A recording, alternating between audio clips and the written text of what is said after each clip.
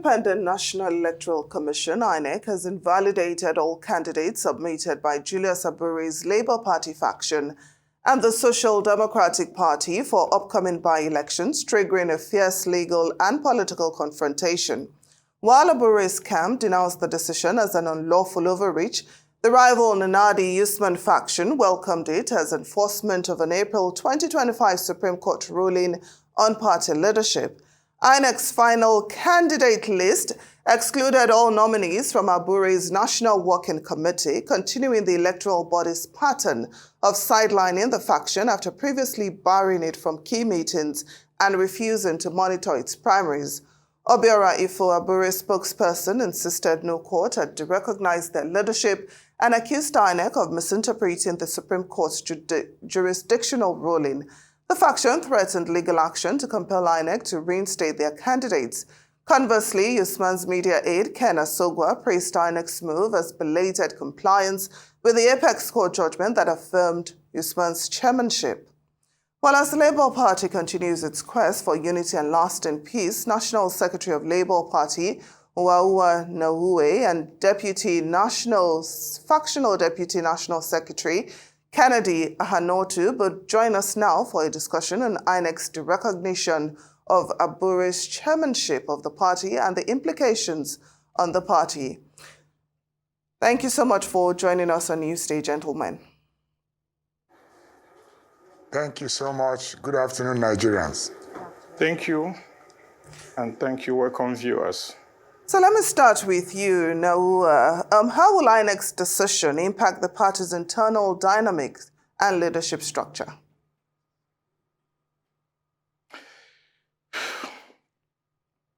Well, what INEC did is what they ought to have done long ago. And what INEC just did is constitutional. And that is the right thing. It's only those who do not understand or who refuse to admit what has been going on in Labour Party, in INEC, in the court, will be surprised with what is going on. If I have the time, I will explain to you what has been going on. What INEC did is constitutional. Abure is no longer the chairman of Labour Party. His tenure stopped last year. I'm talking constitutional, and INEC affirmed it. He went to court and got court order through the back door. I will explain to you what I mean by through the back door for INEC to deal with him. And INEC went on appeal, and the matter got to Supreme Court. And the Supreme Court validated the position of INEC. So I think what INEC did is the right thing, the correct thing. It will pave way for the unity of Labour Party, the progress of Labour Party, and put Labour Party in the right footing for subsequent elections. So at least the masses will now know that Abure is a fluke. His chairmanship is over. So it's a welcome development for Labour Party. Now, there's been so much dispute as to the internal affairs within Labour Party and where it stands as we look forward to 2027. With this decision, how stable would you say the party can be to focus on its emerging issues, which of course will be bringing out a powerful candidate come 2027?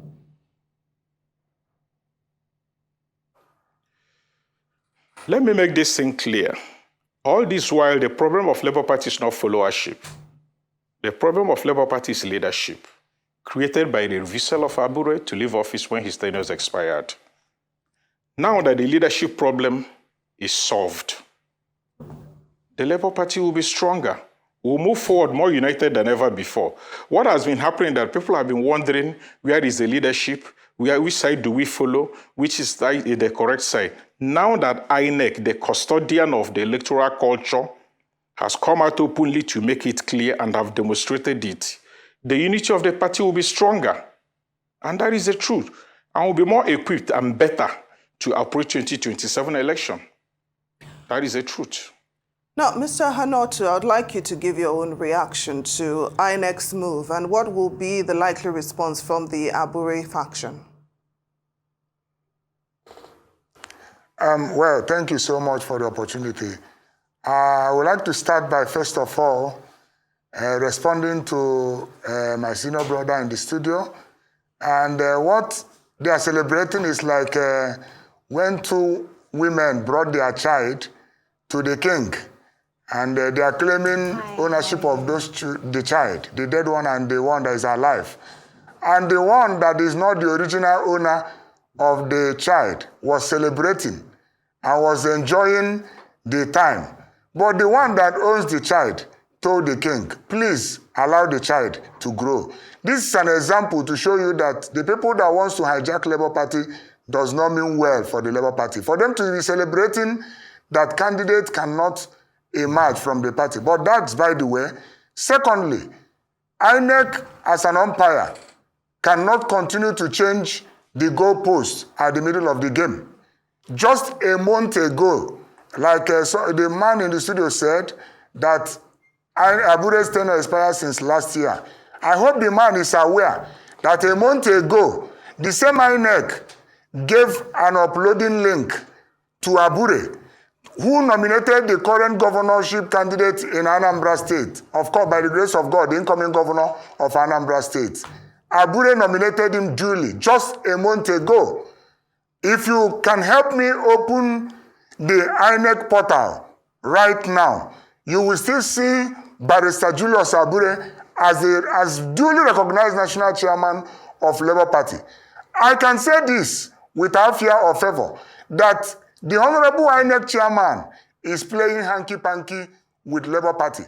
Of course, the Supreme Court judgment that some of them are referring to came on 4th of April 2025.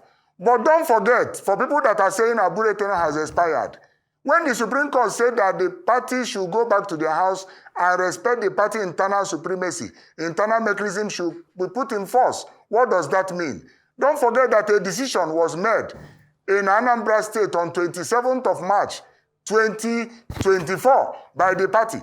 I will now ask the man in the studio, at what point did the Abure tenure expire? So I'm shocked that INEC is doing this, even though this is not the first time INEC is doing it. They did this to Labour Party in Ondo, and it's unfortunate that INEC that should be dealing with political party is now dealing with candidates nominated by political party directly.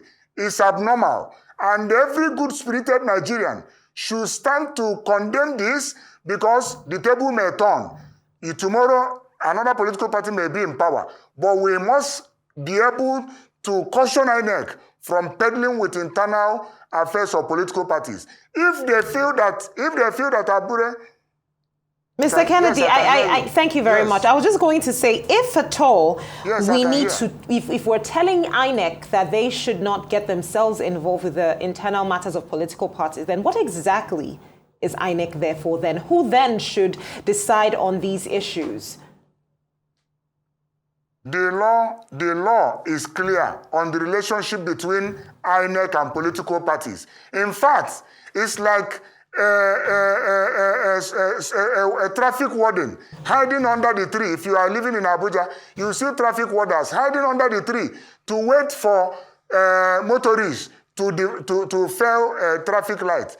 INEC should even write the party and said, your tenure will expire in so time. Can you prepare to conduct another election? Why haven't INEC written Labour Party since all this thing started? I am aware that in 2018, Labour Party received a letter from INEC telling them that their tenure is over. The tenure of the current NWC as of 2018 was over. That was what informed the Labour Party convention in 2019.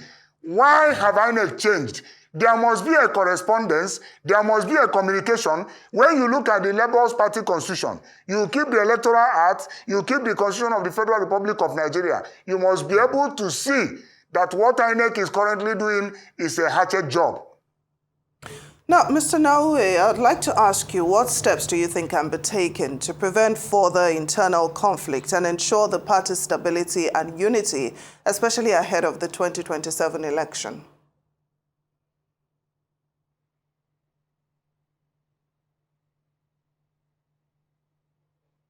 The audio is off again. Mr. Nnawuihe, I don't know if you heard my question, but I'll repeat myself. I said, what steps do you think can be taken to prevent further internal conflict and ensure the party's stability and unity ahead of the 2027 election? Yes, even though, let me respond to you, but even though I didn't get, I wasn't getting the audio of what Mr. Kennedy was responding, but from the voice from his mouth, I could pick up some of the things he was responding to. So let me explain further. See, last year, June last year, the tenure of Abure expired. Now, INEC withdrew Abure's support. Then, NLC, the owners of the party, after consultation with stakeholders, they now created the transition committee. Abure sued me to court as the transition committee secretary, Nnawuihe, NLC, and INEC. When we were in court, after some time, we responded. Now, when we responded, Abure withdrew the case from the court. But then INEC came to court and sworn an affidavit cataloging how Abure's tenure started, how he was made chairman after the death of A.A. Salam. Now, after the death of A.A. Salam, after the extensions he got from the NEC, the NLC, the owners of the party, until the final expiration. Now, when it dawned on Abure that the leaders of the party are not in support of his style and it will not continue, he tried to do convention without Congress. Actually, Abure invited INEC for the convention. But INEC refused to recognize that convention or participate because there was no invitation for the Congress at the state level, and there was no evidence of Congress at the state level that will elect the delegates that will vote at the convention. You cannot have election without voters. It's not possible. Now, that was why INEC refused to recognize Abure's convention, because you cannot conduct the election to elect yourself, appoint voters that will vote for you. It never happens in any political system. And INEC has statutory duty, constitutional responsibility to ensure internal democracy of the political parties. That's what they failed to remember. Now, INEC withdrew their support. Now, Abure went to court under Justice Nnawuihe, asking several items, including they used the name of Labour Party to go to court, to whip up the sentiment of the judiciary, saying in Ondo election, Labour Party need to file the party agents, give privileges to Labour Party that other political parties are getting, and at the fifth request, saying that a court should compel INEC to deal with Labour Party under the leadership of Abure. Probably the court didn't realize the implication, and court granted all the reliefs, with the intention that it will enable the people of Ondo State to participate in the election and elect the leaders of their choice. Can I see why I called it through the back door?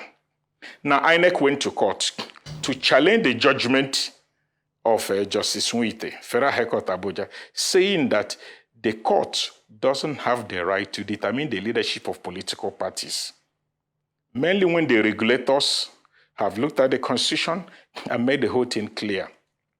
Now, actually, the High Court, the Court of Appeal, because INEC challenged that judgment of Justice Nnawuihe, the Court of Appeal ignored all the arguments of INEC and went ahead to acknowledge even the argument of the present Labour Party chairman, that's Senator Usman Nnadi, that the lower court doesn't have the right to determine the leadership of political parties. Appeal court agreed and acknowledged that.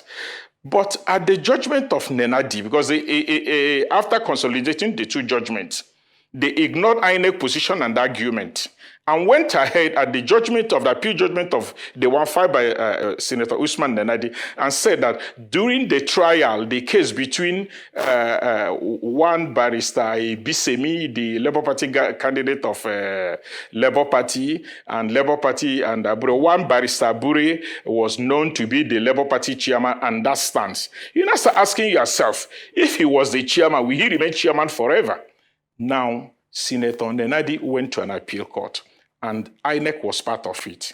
Now, during the ruling of INEC, during the ruling of Supreme Court, because they went on appeal at Supreme Court, that is Senator Nnadi, Usman Nnadi, and INEC. Now, during the ruling of the Supreme Court on the 4th of April, Supreme Court made it clearly, number one, Supreme Court set aside the judgment of the lower court, High Court, and the judgment of the appeal court that recognized or gave credence or credibility to Abure's claim. Secondly, they dismissed the cross appeal of Abure. Thirdly, the Supreme Court said that, yes, the leadership for political parties is purely internal affairs of the party, and that political office holder is tenured, and political office holders should be bold enough to leave office when their tenures expired. Who were they referring to? Who was in the office whose tenure was subject of litigation? That is Abure. Supreme Court was asking him, you should leave office when your tenure expired. Now, for you to be able to understand judgment further, you ask us, what was the status? What was the situation before Abure went to Justice Court? The status on the record shows that Abure was no longer the chairman. It was the true court, by deceiving the court, that brought him back, which INEC made it clear that they're obeying court order, and went on appeal. Now that the High Court was set aside, Appeal Court was set aside, we have to go back to the situation, the status before the High Court. And the status before the High Court is that Abure's tenure was over. So where did he now come back to?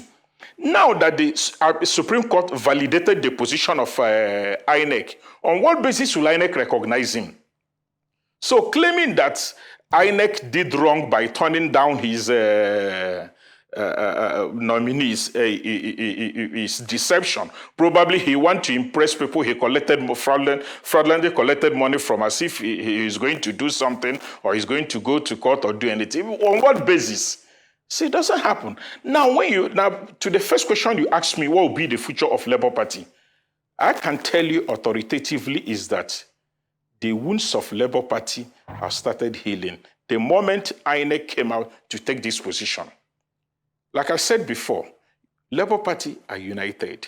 We only have a problem at the top, just because inordinate ambition of one man to remain in the office forever is either Labour Party chairman or nothing more. I'd like to bring in Mr. Kennedy into this conversation. And it suits him because he extorts money from people, collects money from people. All right, thank you so much. Okay, I'd like to bring in Mr. Kennedy into the conversation now. Now, would you agree that this has become some form of parasite within the Labour Party, the issue as to this leadership? And in as much as the courts did not explicitly or expressly states that they are stripping him of this position, but did highlight several factors that could inadvertently mean that post-June 2023, he no longer led this position. Do you agree that this case, dragging as long as it is, doesn't seem to be coming to an end if his position continues to be insisted on? Thank you. I was almost wondering if I'm here as a spectator, but that nevertheless, I would like to respond. And one, if Abure have failed to heed to Supreme Court judgment, Abure is no more powerful than the Constitution of the Federal Republic of Nigeria. Those that feel that he has failed to comply should sue him for contempt if they feel that Abure have failed to obey the Supreme Court judgment, including INEC. Secondly, Nnawuihe did not ask Supreme Court or any court to declare him chairman. And can you remind me when in Nigeria that a court now begins to become a Father Christmas, that he now gives people what they didn't ask for? Nnawuihe never asked the court to make him chairman of Labour Party. That's also by the way. And my brother that said that Abure's tenure expired since 2023 June. I will still ask him, before the expiration of that tenure, what happens to the Labour Party well-conducted convention? That's another question that he needs to answer. Thirdly, what happened to the primary conducted in Anambra State, even after the Supreme Court judgment? And what happened to the nomination of our candidate in Anambra? Does it mean that INEC is now selective in terms of the elections they will field Labour Party and elections they will not field Labour Party? That is a question for INEC to answer. 4, it is now obvious that individuals, ordinary party people, are now the one giving report that INEC ordinarily should give. I'm happy this afternoon that our brother in the studio have clearly stated the position of INEC. And this have shown that Mahmoud have employed him as an analyst, as a legal personnel working for INEC, because all what he said is the position of INEC. And if you can remember, since after the Supreme Court judgment, INEC have refused to make any statement on this matter. Why? Because it's an internal affair of political party. And even if you look at it like the picture he painted, When you say NEC, there is no way 6 persons will be bigger than 72 persons. Labour Party is not a newly registered political party. It's a political party that have an existing structure of state chairmen and secretaries across the country. And these are statutory members of NEC. And there's no way you have a successful NEC, even if there's an emergency on the NWC leadership. There's no way you will constitute a NEC without the majority of these state chairmen and secretaries. So, you see, that is why I say that INEC is trying to do a hatchet job. And I don't know who is dictating what they are doing. If the Nana Usman faction can accept that they have failed it. Like he said, he was secretary of transition committee. I didn't remember. But for the past 2 years, they have been on this line and they've not been able to achieve anything. The best thing for people is to come into the house, come into the party, and sit down on a round table and even say what they want. As for the Labour Party, our leadership is still confirmed by INEC. Check INEC website now, Barrister Julius Abure. And INEC does not have any reason to tell Nigerians why they have to remove Barrister Julius Abure. NEC have conducted a convention, and he said something about delegates to national convention. When they say it's an internal party affair, NEC have the power to design a guideline for their party constitution. Are you hearing me? NEC has the power to develop a guideline for conduct of the party's national convention. And if my brother can read the Electoral Act, section 84, subsection 1, 2, 3, 4, and 5, he will see the role that INEC has to play in observing the party convention and congresses. And for him to say that Labour Party has to start congress from ward, let him go and refer to some political parties that have done their congresses within the past 1 year and tell me when they started doing their convention from ward. Many of them didn't even have ward structure, but they did their national convention. Labour Party has a constitution, and in that constitution, tenure is different. The national tenure and the even ward tenure is different. So it is not outsiders that will tell the party how to conduct their affairs. The Labour Party constitution is there as a template for the party to use to run the affairs of Labour Party. Even INEC knows that they may or may not supervise, attend a party convention. The one that is mandatory for INEC is electing candidates that will run a national or state election. That is the one that is mandatory. And the duty of a political party is to give INEC notice. If I tell you that I'm coming to this studio today and you did not reply me, and eventually I come to this studio without any reply from you that I should not come, I should come, how is it my fault? How is it my business? My business is that the law says that I must notify you that I'm coming to your studio today. And if I did notify you that you did not welcome me and another person welcome me, is none of my business. And that is what the law says. And like I said conclusively, INEC chairman is doing a hatchet job against the Labour Party. Let him, for the first time, come out and address the press and tell the press the reason why he has omitted our candidate in this election. But I can assure you that Labour Party will be on the ballot because we are not in a banana republic. INEC is not above the law. INEC is an institution established by law of the country. So they will not be above the law. And finally, anybody that feels that Abure and the NWC have conducted a contempt of court, let them start today or tomorrow morning to institute a contempt process against all of us. Thank you. Now, Mr. Nnawuihe, before we go, I'd like you to react to some suggestions by analysts that maybe the Labour Party's constitution should be amended or revised to prevent similar leadership crises in the future. What are your thoughts on this? Normally, in every convention, the constitution of the party is usually being reviewed in every convention. So when we go into convention, as we're planning to go into convention, we look at the Labour Party Constitution to know areas that will be amended and areas that will not be amended. But I would like to make reference to his comment.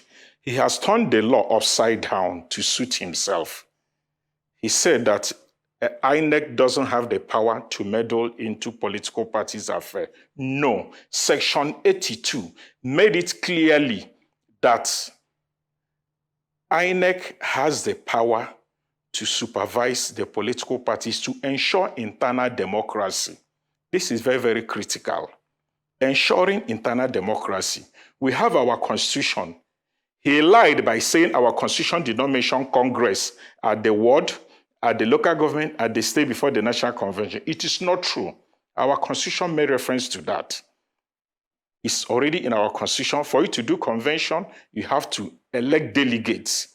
So if you did not perform your Congress at the local government, at the state level, how did you generate the voters that voted for you at the convention? Do you nominate people to vote for you? The answer is no. When you say that the INEC reserves the power, yes, the INEC reserves the power, but the INEC is subordinate to the convention. Mind you, see, they're forgetting there's an existing court order, which is called consent judgment, which Abure refused to comply with. I've been creating some of this problem. But leaving that one aside, the Supreme Court position made it clear that Abure's tenure is over. Let me explain further for the avoidance of doubt. Can you cite a section of the Labour Party Constitution? Can you cite a section of the Labour Party Constitution? Why asking Justice Nwauwa in clause 5 of their request to compel INEC to deal with Labour Party under the leadership of Abure? Why? Because INEC stopped dealing with Abure on behalf of Labour Party. That was why they made that request from the court. Now, you now ask yourself, the court gave that order. INEC appealed it. Said, no, you cannot determine. The tenure of this man is over. By their own constitution, by the NEC meeting that gave him 1-year extension in Asaba, his tenure is over. Now, when Justice Nwauwa gave the ruling, INEC went on appeal. Also with Senator Nnawuihe. Now, the judgment of the appeal court wasn't favorable. They went to Supreme Court. Now, that basis upon which Abure-led committee or faction or whatever came back to operate was basis of the High Court and the Appeal Court. Now, Supreme Court set the two judgments aside. Once the two judgments have been set aside, we have to go back to our status before even filing that matter at Justice Nwauwa. So how do you turn around and say that court didn't say his tenure was over? By setting those judgments aside, it means that the position before the court proceeding was that INEC position that his tenure was over. So what else are you talking about? And that's secondly, let me say, when somebody say, yes, Labour Party will definitely be in the ballot. Of course, Labour Party will be in the ballot. Because the statutory NEC members have come together and appointed Senator Nnawuihe as the chairman, substantive chairman of the Labour Party, and Darlington Wokocha, the secretary. Definitely, they'll send in their list to INEC, so Labour Party will participate. And like I said before, the problem of Labour Party all this while has only been in leadership. One man's inordinate ambition to remain in office. Forgetting, slighting, disregarding the opinion, the views of NLC that brought him. But the truth is that